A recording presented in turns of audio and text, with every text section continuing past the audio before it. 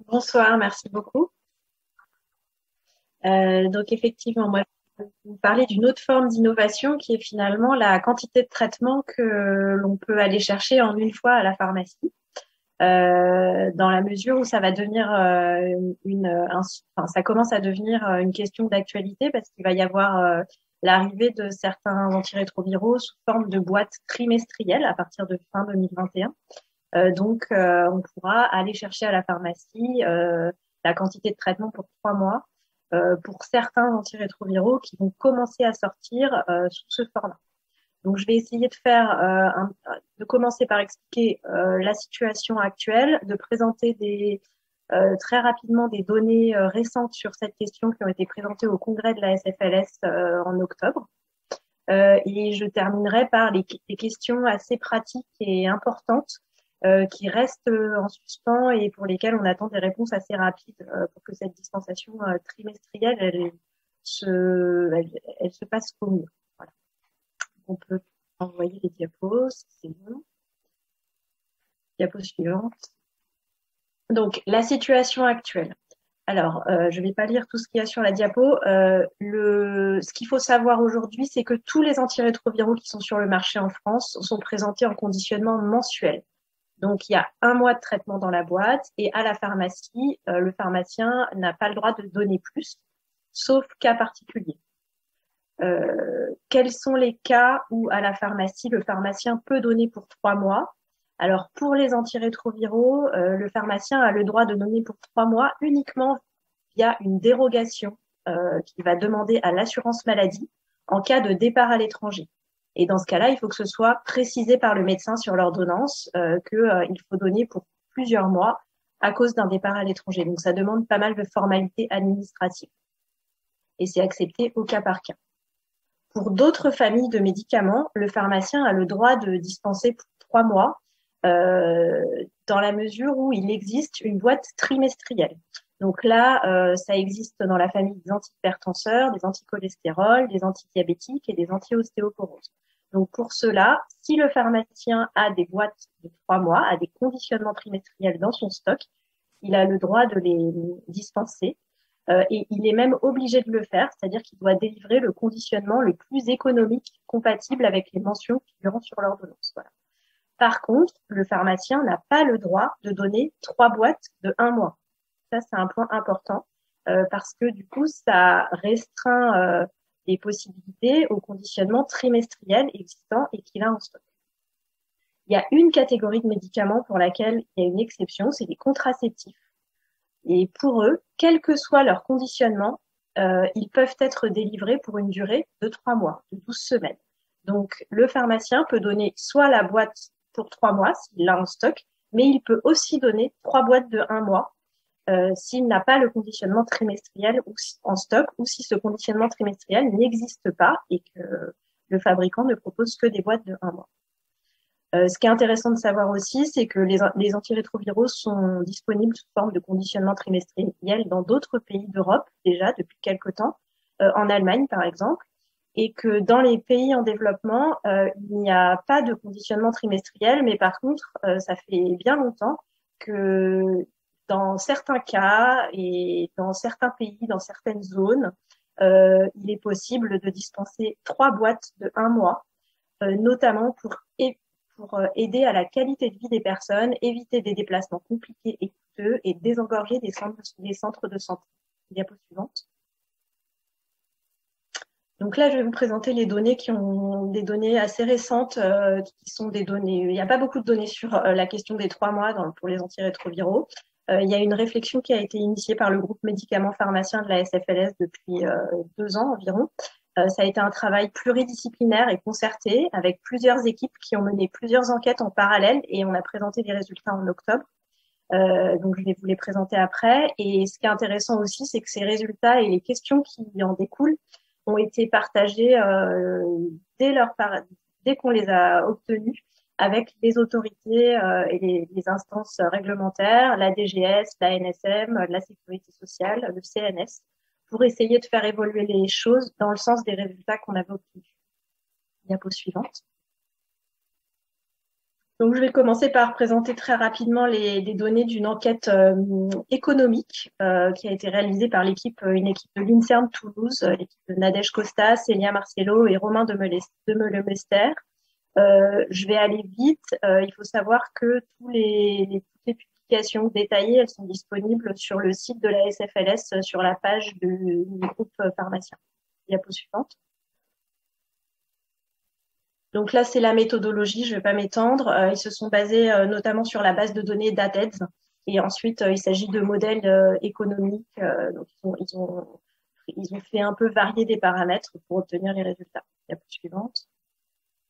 Alors, ils ont d'abord regardé comment ça évoluerait au niveau du nombre de personnes qui passeraient progressivement vers une dispensation pour 3 mois. Donc, à prendre leurs médicaments pour 3 mois. Et donc, ce qu'ils ont mesuré, c'est que après 5 ans de simulation, il y aurait 80% de la cohorte de patients de départ qui seraient passés sous conditionnement trimestriel, ou dispensation trimestrielle, et que ça concerne des patients stabilisés dans leur traitement. Et donc, il reste 20% de personnes qui restent en conditionnement mensuel, qui sont des patients avec des lourdes comorbidités, non favorables ou non stabilisées, donc non favorables à une dispensation pour 3 mois. Diapo suivante. Ils ont aussi modélisé les économies que l'apparition de conditionnement trimestriel permettrait de faire à l'assurance maladie. Ils ont mesuré à 194,5 millions d'euros les économies totales cumulées sur 5 ans et 155 millions d'euros les économies nettes cumulées sur 5 ans, sachant que la différence entre les deux, c'est le coût du gaspillage, entre guillemets, lié au changement de traitement pendant un trimestre. Au cours d'un trimestre où on aurait déjà dispensé une boîte de 3 mois et il faudrait redispenser un autre traitement. Diapo. Et la dernière chose, c'est que les économies qu'ils ont modélisées, il faut savoir qu'elles varient en fonction de plusieurs paramètres, notamment de la différence de prix qu'il y aura entre les conditionnements trimestriels et les conditionnements mensuels. On sait pas exactement quelles vont être les différences de prix. Donc ça peut aller de 0,95 à 0,5 à 50% de moins, de 5% à 5% de moins, donc ça fait un gros écart d'économie. Et aussi par rapport au au taux de patients favorables. Donc du coup, ça fait des économies qui pourraient aller entre 120 millions d'euros à 330 millions d'euros. Donc la marge la marge de variabilité, elle est importante avec ces paramètres. Diapo. Donc, je vais présenter maintenant le travail d'une autre équipe, donc de Christine Jacomet à Clermont-Ferrand avec la Corrévie Auvergne-Rhône-Alpes et le groupe pharmacien de la SFLS. Alors là, l'idée, ça a été de recueillir les perceptions des avantages et des inconvénients d'une dispensation trimestrielle d'antirétroviraux.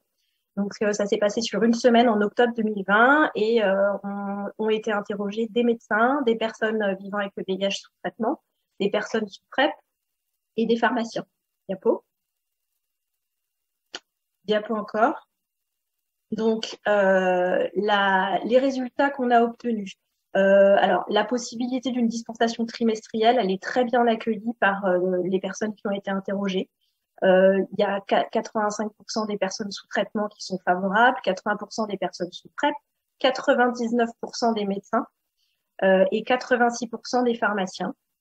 Ce qui était intéressant de noter, c'est quand même que les pharmaciens avaient beaucoup de points de vigilance et de remarques qu'ils ont fait remonter, notamment le fait que même s'ils donnaient les traitements pour 3 mois, il ne faudrait pas négliger le suivi de l'observance, des interactions médicamenteuses et des effets indésirables, et que donc, quitte à passer peut-être à voir moins souvent les personnes, ça serait intéressant de passer un peu plus de temps quand le pharmacien les voit pour faire un point avec ces personnes sur ces aspects-là, ce qui reviendrait à un entretien pharmaceutique, comme c'est fait sur d'autres traitements aujourd'hui. Et ce qui est important de savoir aussi, c'est que pour les pharmaciens, il y avait quand même pas mal de points de vigilance sur ce que ça impliquait dans la gestion de leur stock. Et il y en a pas mal qui ont dit que ils n'auraient pas forcément tous les conditionnements trimestriels en réserve et tout le choix possible en réserve d'emblée. Donc, ça nécessiterait un ajustement de leur part. Donc, les auteurs préconisent une mise en place rapide de la dispensation trimestrielle assortie de recommandations de suivi différenciées des personnes sous ARV, à l'attention des pharmaciens et des prescripteurs. Diapo. Ensuite, je termine par une autre enquête qui a été menée par le collectif TRT5 Chemin Vert auprès des usagers, donc de personnes sous traitement et de personnes sous PrEP, sur la même semaine et avec la même méthodologie à peu près que l'enquête précédente. Ce qui est intéressant de voir dans les personnes qui ont répondu, c'est que une grande majorité sont des hommes. Donc 454 hommes et 66 femmes, 2 femmes trans et 6 personnes qui ne souhaitent pas se définir par le genre, ce qui fait que il y a clairement un biais dans les résultats par rapport au sexe des personnes qui ont répondu. Voilà, on a tenu compte. Diapo. Donc, ce qui ressort, c'est que 88% des personnes sont intéressées pour avoir leurs médicaments antirétroviraux en une seule fois pour 3 mois. Et 97% voient au moins un avantage à cette dispensation trimestrielle. Diapo. Les avantages sont détaillés dans la publication des résultats. La majorité trouve ça plus pratique. Ils y trouvent moins de risques de rupture de traitement en fin de mois. Ils se sentent plus autonomes avec à pouvoir aller chercher pour 3 mois, une meilleure qualité de vie, plus économique et point important, environ un tiers ont parlé de la notion de confidentialité. Plus confidentiel pour eux d'aller chercher une fois tous les 3 mois, c'est-à-dire qu'ils s'exposent moins à la pharmacie, moins souvent. Diapo. Les inconvénients qui ont été notifiés par ceux qui ne sont pas favorables. Inquiétude en cas de perte d'un conditionnement de 3 mois. Qu'est-ce qui se passe si je perds ma boîte? Est-ce que je peux en redemander une de secours à la pharmacie? Trop de stock à la maison et peur d'un manque de confidentialité par rapport aux proches. Donc ça, c'est un vrai sujet aussi. Il y a des personnes qui ne veulent pas revenir avec un trop grand nombre de boîtes ou des boîtes trop volumineuses à la maison car elles ne savent pas où les ranger discrètement. Et certains s'inquiétaient d'un risque de complications réglementaires, un peu comme la dérogation en cas de voyage. Diapo. D'autres inconvénients ont été évoqués, comme la peur du gaspillage, la peur de la péremption, et un autre point important, les personnes qui sont polymédiquées, qui prennent de nombreux médicaments en même temps, ont souligné que pour elles, ça ne changerait pas grand-chose, car elles doivent de toute façon venir tous les mois à la pharmacie prendre d'autres traitements. Voilà. Diapo.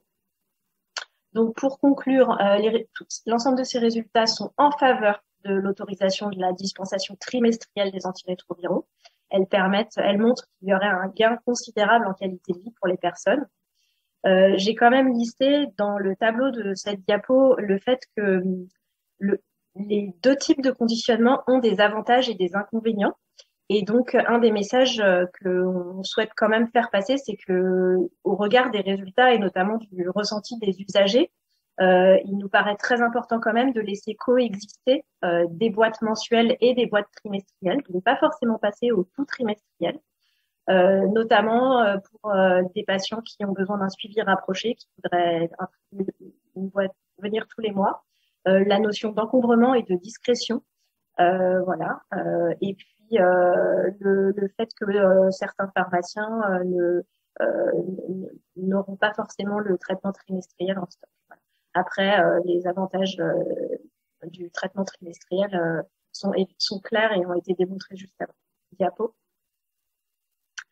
Alors, les quelques questions pratiques qui subsistent et qui sont très importantes.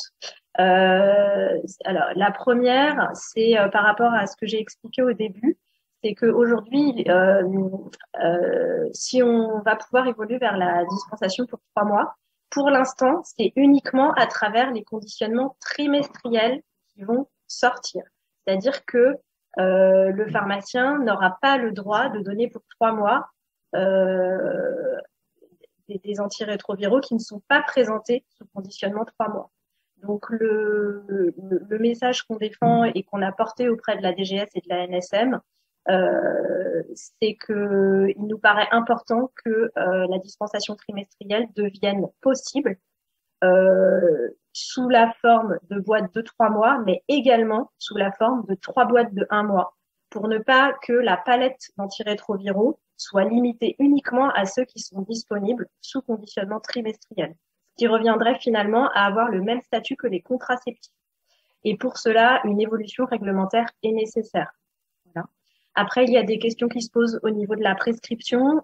Faut-il restreindre la dispensation trimestrielle des antirétroviraux à certains profils de patients en ne ciblant que les patients stabilisés ou pas?